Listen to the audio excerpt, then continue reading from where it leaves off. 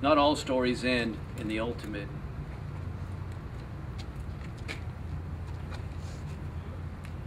tragedy, but they can carry lifelong consequences. And now I'd like to ask Justin to come up here. He's here with his wife, Jessica, and they also have a story. Justin.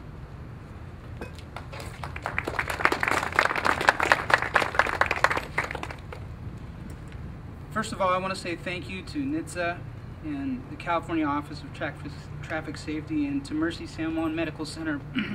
Good grief, I rehearsed this and I never cried once. Can I get a couple of those? I know I'm going to need some.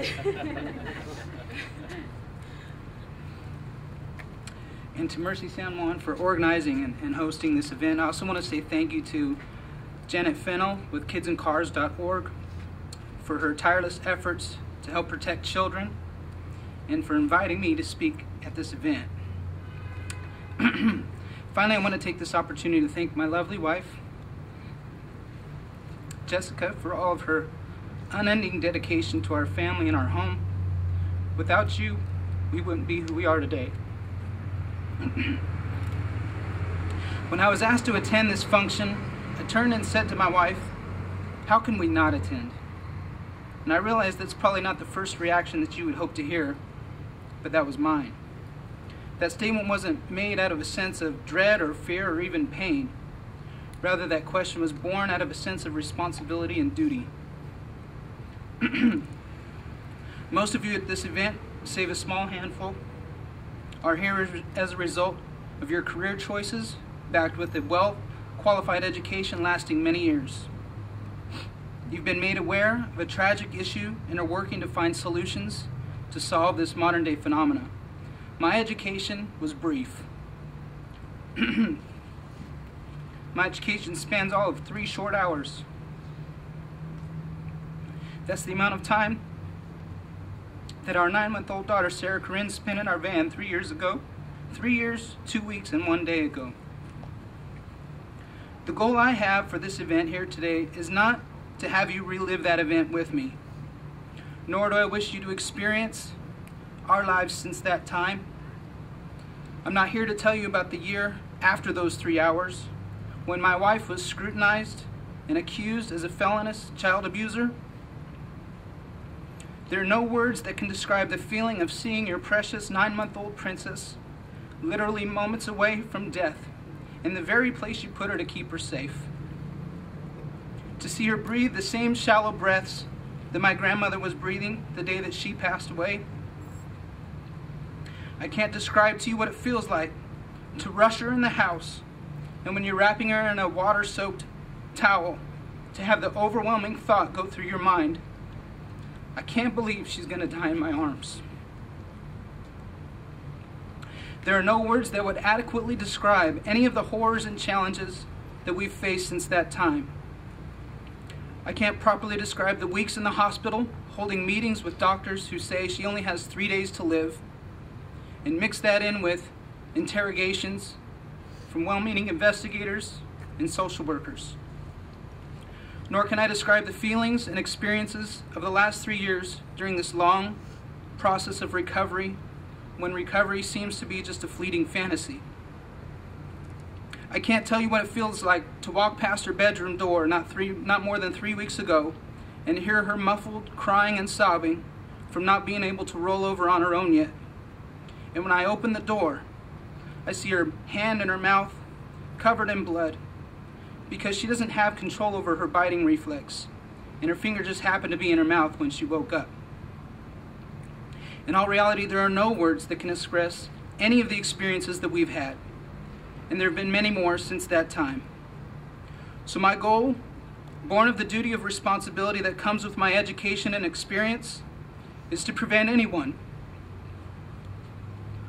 from knowing my experiences and prevent this education that my family still receives to this day. The details that caused this experience in our lives are similar to the ones that you've no doubt been told about and read about. My wife and I had a miscommunication while driving home from a family funeral.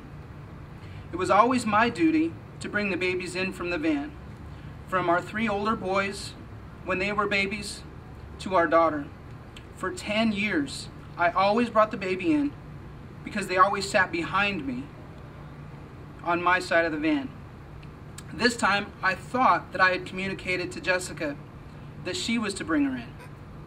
But unfortunately, that's not the message she received, and she heard something different. And as a result, we each thought the other had brought our baby girl inside and placed her in her crib to finish her nap. Not once was she ever forgotten. But that moment of miscommunication, coupled with the fact that Sarah Corinne was asleep in her car seat, created a dangerous gap in protection that Sarah Corinne fell through. And it's that gap that we're here today to seal. Due to the events in our lives, I myself have had an audience with and made efforts to bring technology to a major car seat manufacturer that would help seal that gap in protection. But the challenge that they face, along with all of us here today, that must be overcome is the fact that good parents and daycare workers can't even imagine a situation where this might happen to them. Good parents don't just say, that would never happen to me. You see, good parents don't even consider that it could happen. Distractions and miscommunications are just that. They are moments and situations that fool good parents into thinking that everything is still okay. They already think that everything is covered. And education, while absolutely necessary and beneficial, cannot prevent these moments and situations. We know this because if you ask any parent or daycare worker who have inadvertently left their child in a vehicle, would you have retrieved the child if they'd been alerted? The answer, of course, would be a confused look on their face and say, absolutely, of course, almost offended, with great conviction. And then we get to think about the word if again, with added sorrow in our hearts. And for that reason, mandated technology is the key to sealing the gap in protection. I love a quote I heard from Jeanette Fennell. It's Jeanette Fennell. Since when did it become more important not to have a dead car battery than a dead child? And while I have this opportunity, there's something I really want to express. Mine and Jessica's circumstance with Sarah Corinne is similar in so many ways to that of parents like Haley, who have lost a child due to this gap in protection. But we still won't know the pain and experience that you've been through. We have the privilege of enduring her recovery process, challenging as it is. But we get to look at August 16th, 2008, not as a tragedy, but as the day that God saved our little girl's life. And Haley, we want to express that we're truly sorry for your loss. There are many times that I've been upset with God and hurt that Sarah Corinne's healing and recovery has taken even this long, but I'm truly thankful and grateful to have the opportunity for recovery and healing in her life. I also want to express how proud I am of my daughter, Sarah Corinne. Throughout this process, she's exhibited tremendous strength and determination, and I have complete faith that she will recover fully from her injuries.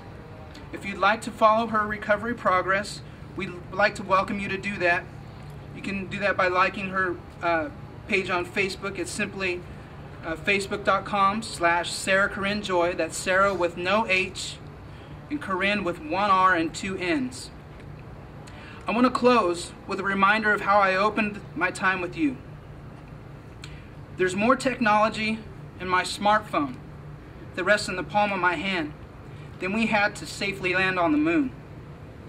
The technology exists today that would significantly seal the gap in protection of our children and those who care for them. So the question that you should ask yourself and your colleagues is not how can we protect them, but rather with a sense of duty and responsibility. Ask yourself and your colleagues, how can we not? Thank you.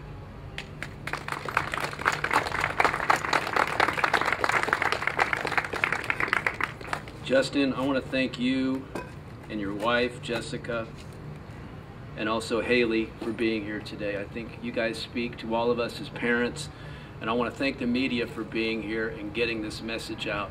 Because as you've heard, it can happen to anybody. And I want to thank all of the speakers that are here, all of the first responders.